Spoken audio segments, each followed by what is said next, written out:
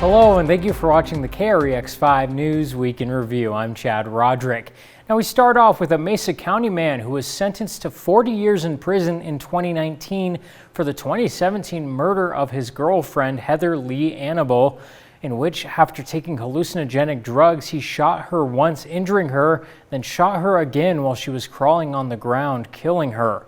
Now he contends that the court erred in his sentencing.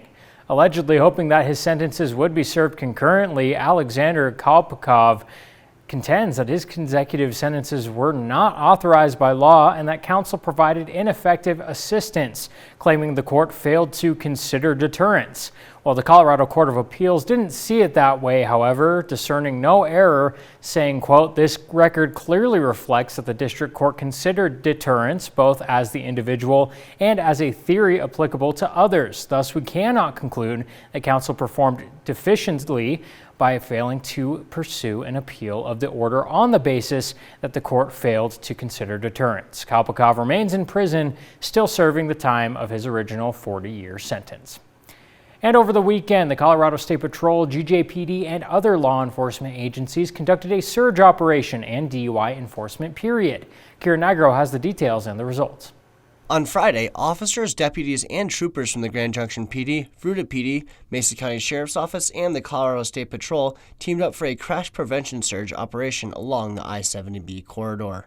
The area was selected due to the high volume of traffic complaints called in by other motorists recently and the historical likelihood of crashes. The surge operation lasted 5 hours and 109 motorists were contacted, and one driver was stopped and cited for traveling 33 miles per hour over the posted speed limit. Additionally, one person was arrested for an outstanding warrant, but CSP says most importantly, there were no crashes during the time frame of the operation.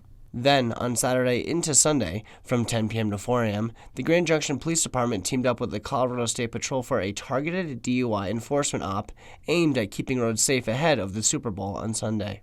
During the enforcement hours, officers conducted 34 traffic stops, and as a result, 5 drivers were arrested for DUI, and 1 motorist was cited for a traffic violation. And again, there were no crashes that occurred during this time frame either. Kira Nigro, KREX News. And Kyle Kawamoto spoke with Western Slope and state egg producers to see how the demand for eggs due to the shortage is affecting local ranchers. It can be, stressful when you've got a lot of customer orders that have come in suddenly and you're not able to fill all of those orders. As the Western Slope is dealing with the rising prices of eggs, some local and state ranchers in the Centennial State are feeling the heat. Our egg producers, needless to say, are very stressed. They're working very hard. Michelle Livingston, the owner of Sunshine Mesa Farm in Hotchkiss, says the average amount of eggs she will sell in 1 week is barely cracking the surface. So everything is going out the door. We do our deliveries once a week. And we at our farm sell roughly probably 30 to 50 dozen a week, depending on kind of what we've got going at the time. Bill Skebby, who is the executive director of the Colorado Egg Producers, says the bird flu has affected not just one chicken, but millions. They've had to go ahead and actually depopulate their farms. They've lost more than 115 million hens in the last 4 years. And they're fighting for their lives, and despite their best efforts, they're not winning as much because the flu keeps on coming back. Bill mentions here on the Western Slope, the bird flu has hit their location in Fruita. We don't have a huge farm there. I think it's about 300,000, maybe 400,000. And I think they've been hit twice. Our shortages are due to avian influenza. That truly is the reason why there's a shortage of eggs. Kyle Kawamoto, KREX News. And in other news, the city of Grand Junction is buying up almost 22 acres of land to develop affordable housing. Now, the city hopes the so-called Salt Flats property located at 450 28 Road will be developed into 324 to 500 units. The city is using $2.2 million in grant money from the Colorado Housing and Finance Authority. They will contribute a $1 million match to that grant, and according to the city, they were also awarded $2 million from the Colorado Department of Local Affairs to fund critical public infrastructure improvements on the site. Meanwhile, Colorado Mesa University has officially obtained a $300,000 grant from the Colorado River District to strengthen and support the Ruth Powell Hutchins Water Center over the next 3 years. Now, the funding will go to the hiring of an executive director and establish a long-term growth strategy for the organization. Being just a couple of miles away from the intersection of the Colorado and Gunnison Rivers, Colorado Mesa University plays a key role in water education on the western slope. Grand Junction was named for the confluence of the Gunnison River and the Colorado River, and Colorado Mesa University is located just a couple miles from that convergence point. So what a fitting university to be able to partner with the Colorado River District with this $300,000 grant to strengthen our leadership and convener role when it comes to making sure the Colorado River and the river corridor are healthy.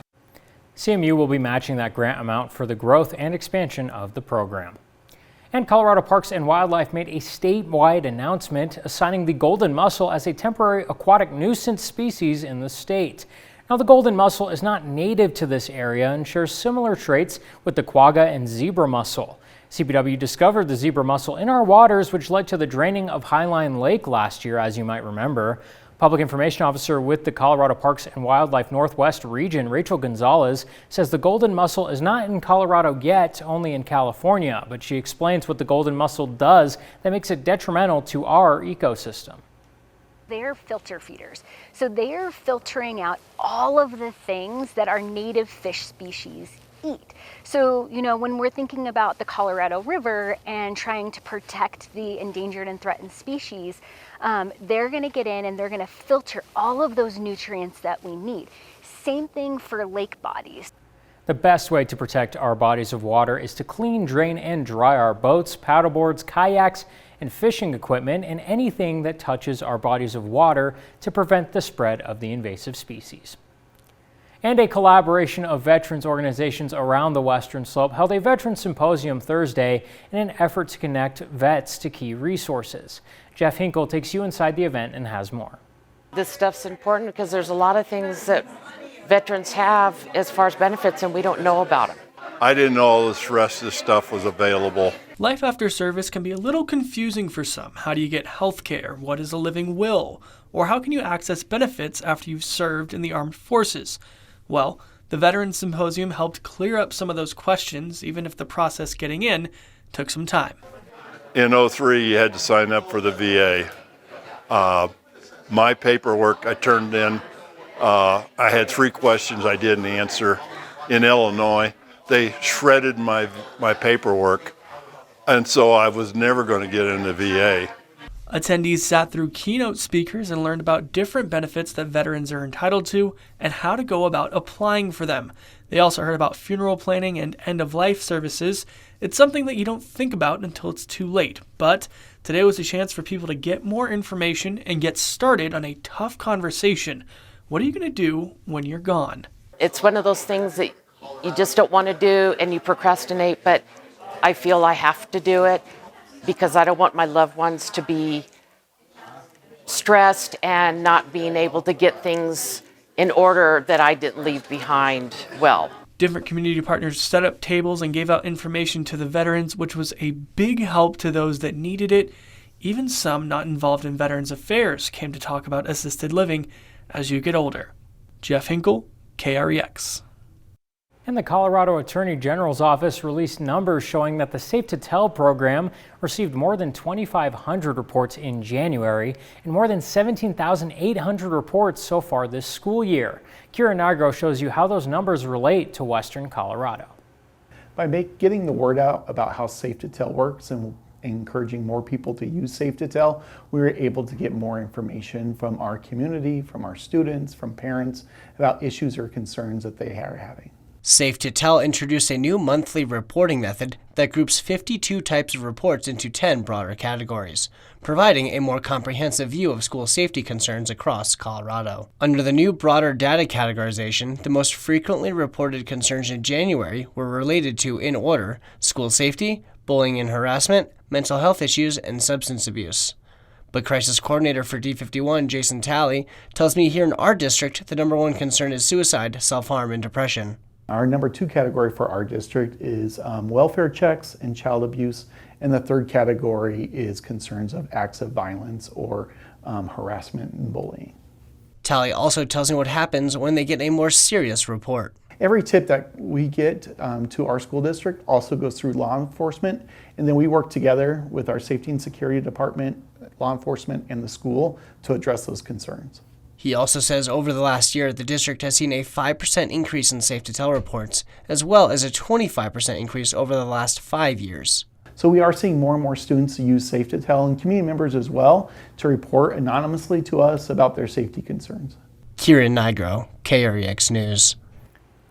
To make a report, you can call 1-877-542-7233 from anywhere at any time. Reports can also be made at safetotel.org by texting S2TCO at 738477 or through the Safe to Tell mobile app. And that wraps up the KREX Weekend in Review. I'm Chad Roderick. We'll see you next time.